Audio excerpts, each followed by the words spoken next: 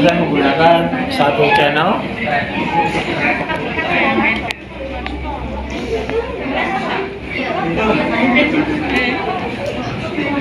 Oh, aku gak bilang. Ini karena 2.500 Hz. Digunakan untuk meningkatkan daya kontraksi otot atau meningkatkan kekuatan otot. Untuk masuk ke fusion current, elektroterapi, muscle stimulation, muscle stimulation, teknik, kemudian ration stimulation. Kita pilih channelnya, kita pakai channel 1. Waktunya misal 10 menit.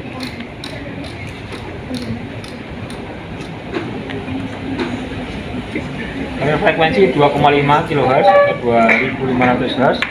Burst frekuensinya 50 Hz. Tidak perlu kita otak-atik, sudah karakteristik dari halusnya. Kemudian pause, pulse dan pause 1:1, 50% itu faktornya kemarin ya. Kemudian setnya program kita bisa atur ramp up dan ramp down. Ramp up-nya berapa detik? Biasanya di setting 1 detik, 1 detik, 1 S, 1 second. Kemudian hold time-nya, ini lamanya kontraksi. Sini sudah defaultnya 10 second, 10 detik. Kalau lebih dari 10 detik, berdasarkan penelitian itu gampang capek ototnya. Kemudian ramp down-nya lebih lama, sekitar 2 detik. Kalau tadi ramp up-nya 1 detik, ramp down-nya sekarang 2 detik. Dan interval time-nya, ini istirahatnya 50 detik. Defaultnya seperti ini. Sehingga dikenal sebagai protokol 10 50 10. 10 detik kontraksi dipertahankan, 50 detik istirahat, dan 10 kali pengulangan. Oke, output mode-nya CC karena dia statis. Sudah saya terangkan kapan kita menggunakan fusion current. Contoh kasusnya biasanya apa? Apa kemarin? Ada nggak saya contohkan?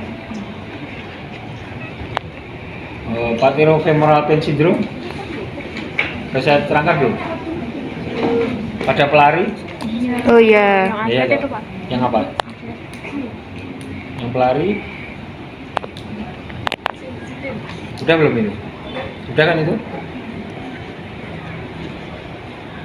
Jadi pada pelari itu sering didapatkan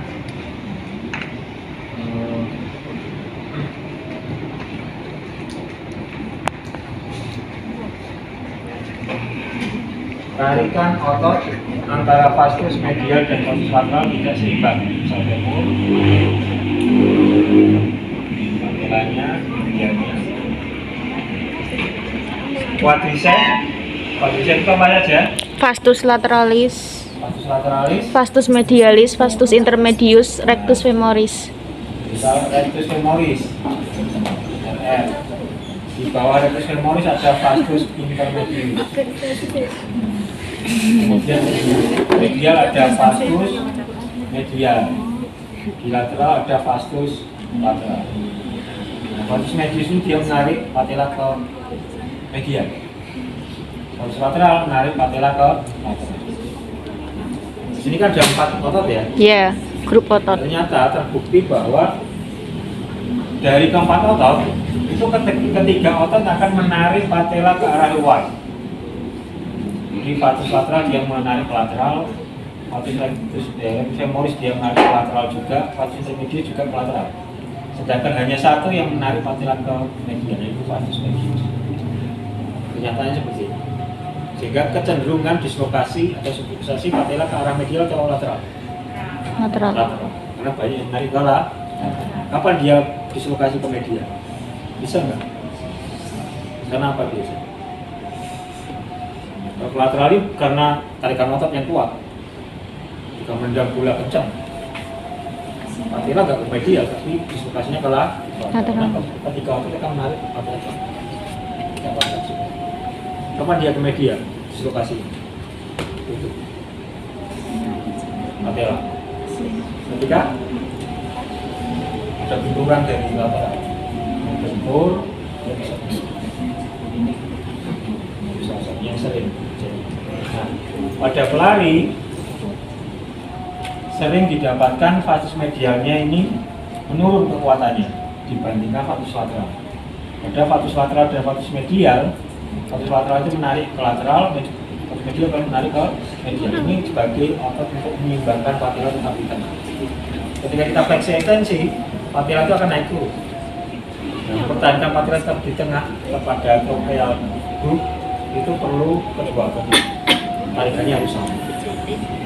Kalau ada yang lemah, maka dia akan bergeser ke otot. Nah, sering pada pelari itu kan pasti quadricepsnya lebih kuat ya. Fokus pada quadricepsnya untuk berlari ya. Kenyataannya ketiga otot ini menarik patella ke lateral, sehingga sering didapatkan pada pelari itu patellanya bergeser sedikit ke lateral, menimbulkan nyeri pada lutut. Jadi bukan karena osteoartritis lawannya habis pada femur, tapi karena kelemahan otot vagus medial. Karena sering latihan berlari, dikontraksikan kuat, vagus femoris, vagus lateral itu kan lebih utama ya. Dari keempat otot, 3 otot menarik patella ke lateral. Kalau keempat otot itu dilatih fokus, maka tarikan ke lateral semakin tinggi. Ini sering didapatkan pada pelari. Sehingga ketika ketiga ototnya menegang, kemudian vagus medius menjadi kurang kan, melemah, istri jabatan melemah. Bagaimana cara menguatkan vagus medius? Bisa nggak kita mengkontraksikan hanya vagus medius? Bisa? Bisa tidak? Mengkontraksikan dari quadriceps ini ada 4 tadi, yang kita kontraksikan cuma vagus medius. Bisa nggak? Nggak bisa, karena apa? Satu grup otot itu diinervasi oleh satu saraf. Ketika saraf yang terjadi aksi potensial menstimulasi otot, maka grup otot yang kontraksi. Nggak bisa kita hanya mengkontraksikan vagus medial. Saya makanya. Walaupun pengennya bisa mengkontraksikan vagus medial, karena yang lemah adalah vagus medial. Bagaimana kemudian kontraksi itu bisa signifikan mengkontraksikan vagus medial? Caranya gimana? Bukan mulai ada penelitian. Ternyata ketika melakukan squat, di latihan penguatan quadriceps itu ada 2. Ada yang duduk, kemudian mengekstensikan lutut. Pakai apa itu? Latihan apa? Duduk, kemudian diberikan beban, mengekstensikan lutut. Itu latihan quadriceps itu. Apa itu? Namanya apa? Pendul. Pakai apa? Pendulum. Quadriceps bench itu ya. Sudah belajar itu? Udah. Sudah. Nah, jadi untuk melatih quadriceps itu fungsinya itu apa? Ekstensi lutut. Nah, ekstensi lutut. Nah, lutut itu bisa diekstensikan dengan latihan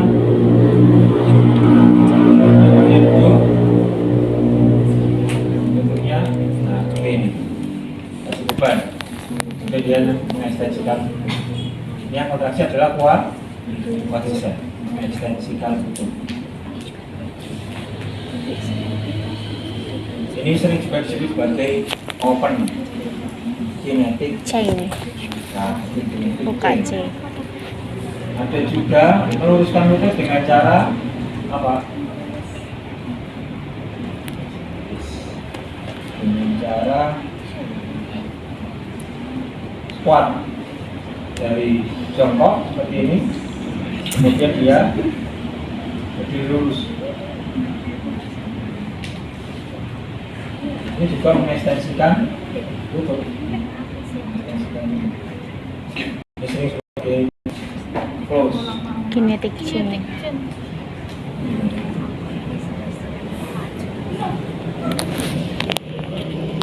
Ada 2 terapi latihan untuk menguatkan quadriceps yang fungsinya untuk mengekstensikan lutut.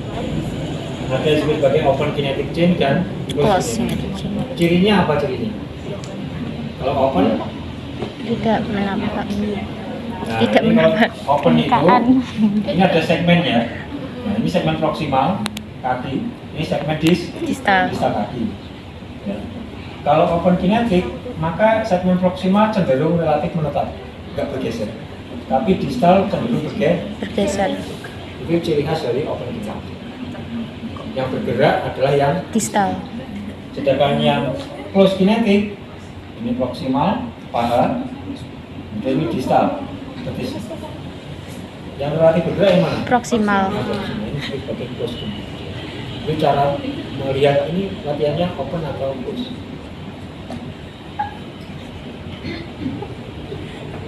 Ternyata pada penelitian, kalau menggunakan penguatan quadriceps dengan open kinetic chain, maka yang pertama kontraksi adalah rectus femoris, kemudian diikuti flatus intermedius, posterior lateral, yang terakhir kontraksi adalah flatus medial. Ini pada open. Sedangkan pada close, keempat otot ini akan kontraksi bersama. Kontraksi bersama. Kalau open didahului rectus femoris dulu kontraksi, kemudian flatus intermedius kontraksi, kemudian flatus lateral kontraksi, kemudian yang terakhir adalah flatus medius. Kalau close, keempat otot relatif kontraksinya bersama. Kalau kondisinya subluxasi patella lateral, kira-kira mana yang cocok, open atau close? Open atau close? Terus. Yang close. Kenapa close? Kenapa tidak open?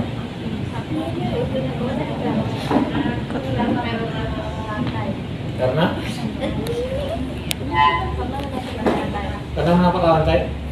Ada argumentasi lain? Mengapa yang subluxasi patella lateral tidak boleh pakai open, harusnya pakai close?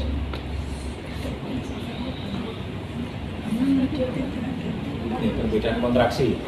Perbedaan kontraksi kalau dia open kinetic chain, maka yang kontraksi pertama kita dapat ini. Yang kontraksi pertama adalah rectus femoris, flatus intermedius, flatus lateral, kemudian terakhir adalah flatus Medial. Kalau close cenderung relatif keempat otot kontraksi bersama. Maka kira-kira mana terapi latihan yang dipilih pada kondisi subluxasi patella lateral? Kenapa close? Karena kontraksinya Bersamaan. Kenapa nggak open? Kalau open dia tambah ke lateral. Karena flatus medius kontraksinya terakhir. Itu kan logika seperti itu.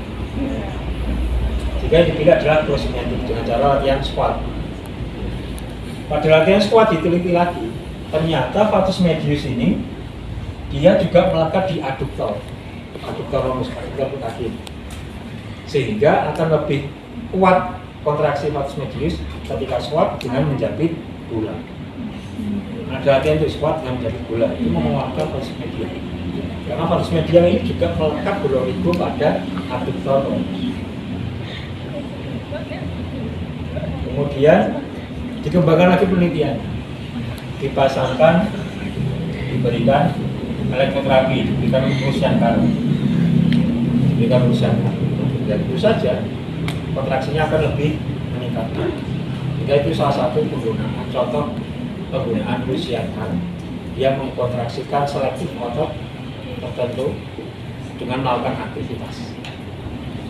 Jadi melakukan aktivitas squat, menjepit bola ditambahkan dengan rusyankar, itu semakin tinggi kontraksi dari flatus medius. Jadi latihan itu pasti ada latar belakangnya, kenapa? Sehingga kita harus bisa benar-benar selektif latihan apa yang tepat pada pasien saya. Ini berarti duty faktornya 50%. Programnya tadi ya, rem up-nya 1 detik, hold time-nya lamanya dia kontraksi 10 detik. Ini minggu depan udah minggu tenang ya? Ya.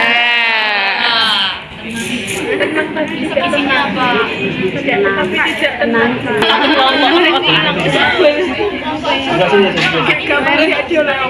Ya, kelompok nanti bagi per kelompok.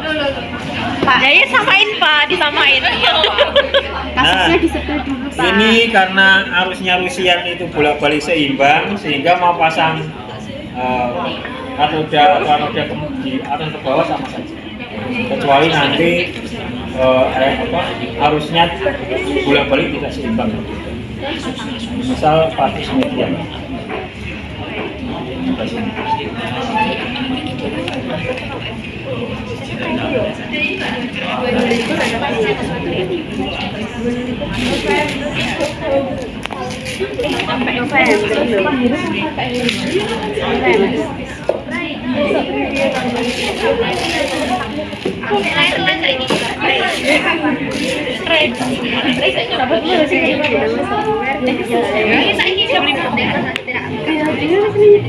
Nah ini repotnya kalau masih pakai kabel. Jadi ada yang pakai Bluetooth recordernya. Ya, kalau dulu kan kita earphone kan pakai kabel, ada Bluetooth gitu. Recorder. Oh, jadi nggak pakai kabel. Tidak pakai kabel, sehingga kalau latihan tidak mengganggu kabel, tidak mengganggu gerakan.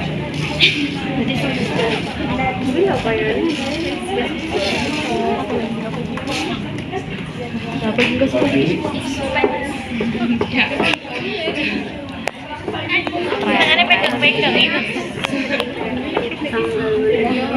Diri yang seimbang, biasa. Oke. Lebar satu bahu. Oke. Gerakannya jongkok ke bawah.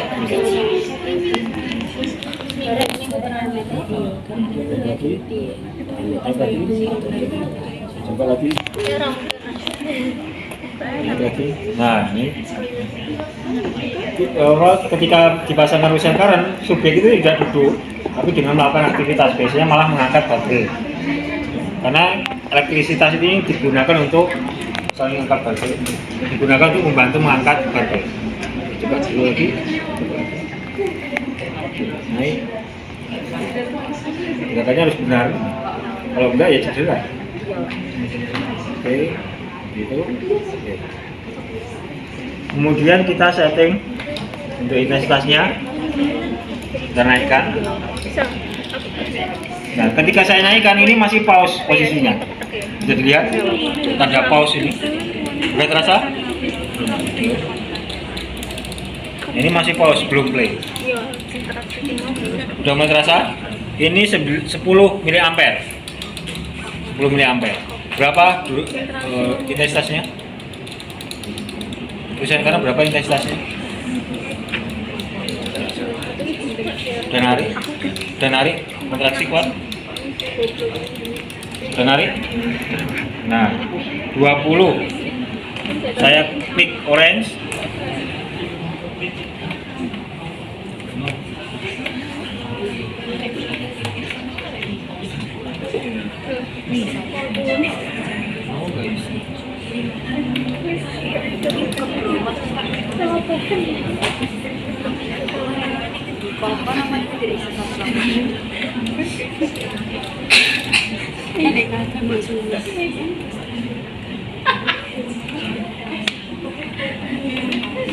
Alatnya gini.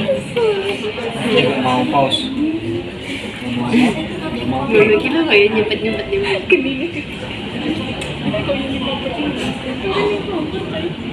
kan biasanya nih kan orang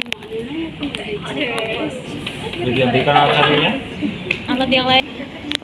Kita klik orange tadi. Lalu kita klik start. Ketika start dia akan istirahat dulu 50 detik.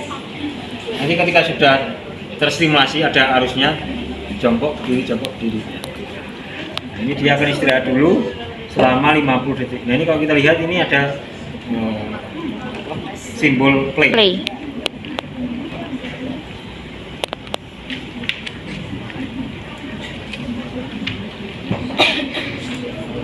Selama 50 detik.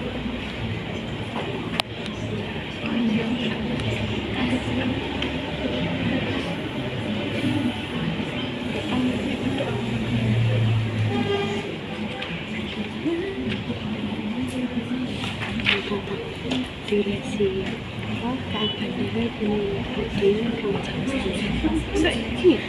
akan dilakukan cerita. Oke. Jadi investasinya naik sendiri, naik turun lagi sampai stimulasinya habis. Terus.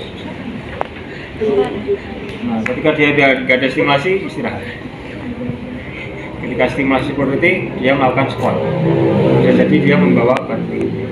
Bisa jadi aktivitasnya tidak squat, misal berlari. Kalau lari kan pakai kabel kan ribet ini. Jadi lari 10 menit, 10 detik, istirahat 50 detik. Lari lagi 10 detik. Jadi tergantung aktivitas atletnya. Atau latihan melompat 10 detik, itu dia istirahat. Tergantung dengan. Jika motion current ini dilakukan, diaplikasikan ketika subjeknya melakukan aktivitas. Nah, ini 0 mA, istirahat selama 50 detik. Nanti dia akan naik sendiri. Nah, ini naik sendiri jadi 20. Dan hari ini ya. Intensitasnya kalau pada hati itu 70 sampai 100 mA. Ini 20 mA. Silakan dirasakan nanti 20 seperti apa. Itu 70 mA, 100 mA itu sampai bisa mengangkat sendiri. Jadi bantuan bukan bantuan dari orang di luar, tapi bantuan dari ototnya sendiri dipaksa untuk menyelesaikan kuat. Nah, itulah mengapa kalau bukan atlet itu otot bisa putus karena dipaksa untuk kontraksi menekan terus menerus. Nah, ini istirahat. Sehingga kita nggak perlu lagi untuk menaikkan, menurunkan, naikkan. Dia sudah otomatis. Ada yang mau ditanyakan? Ini naik lagi 20. Terus kuat terus. Selama 10 detik, kemudian dia turun bilang istirahat 50. Oke, ditanyakan? Kalau tidak ada silakan untuk dicoba, dikerjakan.